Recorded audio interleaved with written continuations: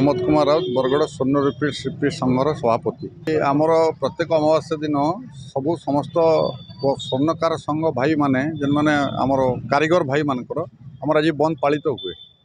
से सकाशे आम आज पानी व्यवस्था टे कर ठंडा पानी बाटोई मान को दबा लगी सब भाई मैंने बस विचार कलु से थाना छक आज आसी टे सेवा करुचु और आमर ये सहयोग सब स्वर्णकार भाई मैंने आमर मिसिक सहयोग कर कारीगर अच्छा सब कारीगर भाई मैंने स्वर्णरूपी संघ बरगढ़ आर सहयोग मिसिक आज आम टे जलछत्र देखुची टे दही पानी टे गुलिक दौचु आमर मोर ना नेत्रानंद सराफ आम बरगढ़ स्वर्णकार संघर मेम्बर हूँ। आज अमावास्या दुकान आम प्रति मास बंद करूँ